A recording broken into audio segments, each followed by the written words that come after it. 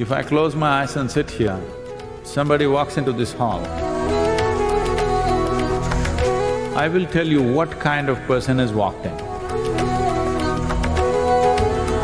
You will see once you sit like this, your brains will work better, believe me.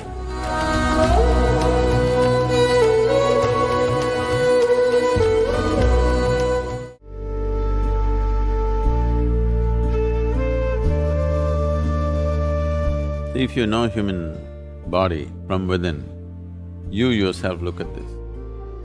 Just see how your body feels when there's food in the stomach and how your body feels when the stomach is empty. You will see your body and your brain will work at its best when your stomach is empty. If food is constantly being processed in your digestive system, a certain amount of energy naturally is gone there, so both your brain and body will not function at their best. If you want to be at your full potential, you must keep your body and your metabolism of the body in such a way, whatever you eat, within 1.5 to 2.5 hours, your stomach must be empty. This is what yoga always insists. Within 1.5 to 2 hours, your stomach should be empty. Stomach being empty does not mean hunger. Only when the energy levels run down, you feel hunger. Otherwise, stomach must be empty.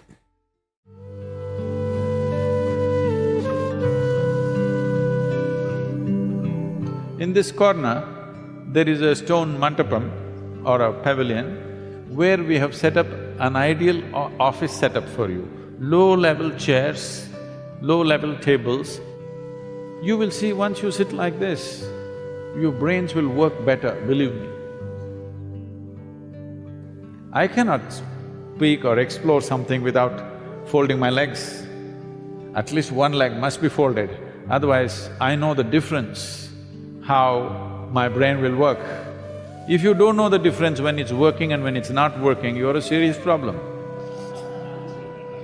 Just legs folded and sit down for some time, keep your spine erect, suddenly your ability to perceive, I'm telling you, if I close my eyes and sit here, somebody walks into this hall, I will tell you what kind of person has walked in.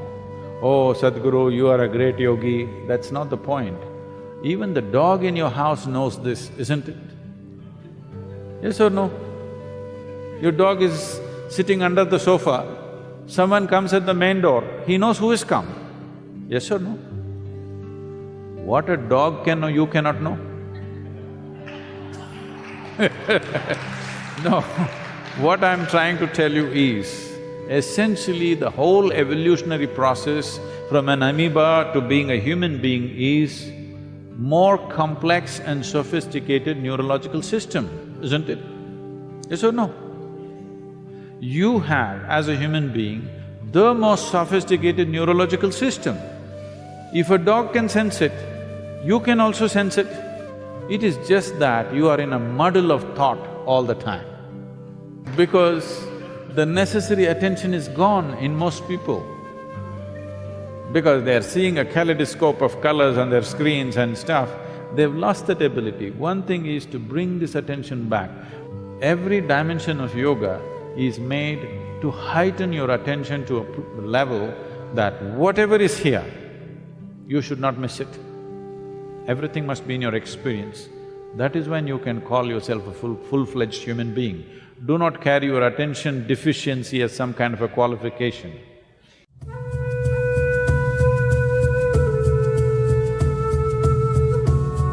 Anything yields to you only to the extent you pay attention to it. In this aspect, breath is a beautiful device to practice attention. Attention not for a specific purpose, simply to be attentive. Whether you're an artist, you're a scientist, you're a spiritually oriented person, you're a business person, or you're just living your life in terms of your family, your love, your joy, all these things will yield to you only because you have paid sufficient attention to it. Human attention can open just about any door in the universe. But to be able to be attentive without purpose, without calculating the results, just to be attentive, to make life force into an attentive process, your attention can be just of the mind, or you can engage your whole body in your attention. If you need to understand this, if you watch a tiger or a leopard or a cheetah crouching for its hunt, you will see he is not only paying mental attention, his entire body is attentive, is focused, the energies are focused. So if you engage your body, your energies into the mental attention, suddenly this attention becomes a tremendous force which makes variety of aspects of life to yield to you. Life yields to you only to the extent that you are able to create the power of attention. The power of human attention is an incredible force.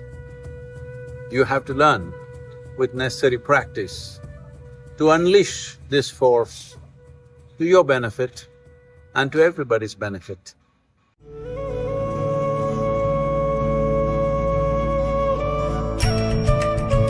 All of you should pay attention to, my wonderful vessel.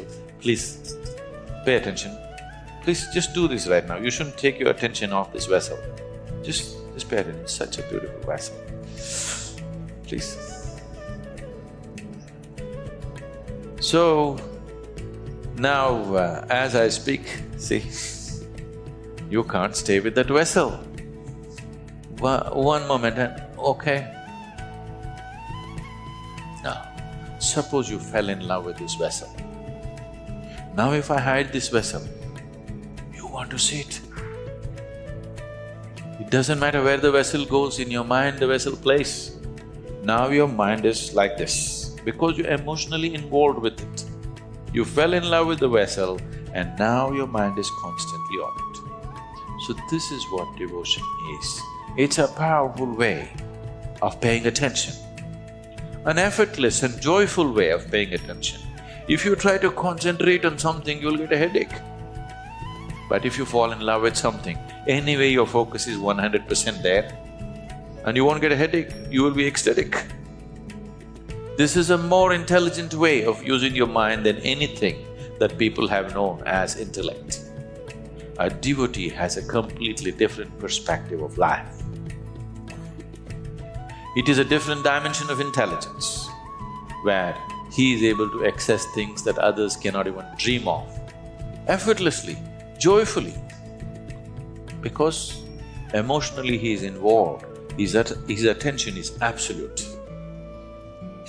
And whatever you pay attention to, if your attention is absolute, that dimension of life has to open, it has to yield, there is no choice.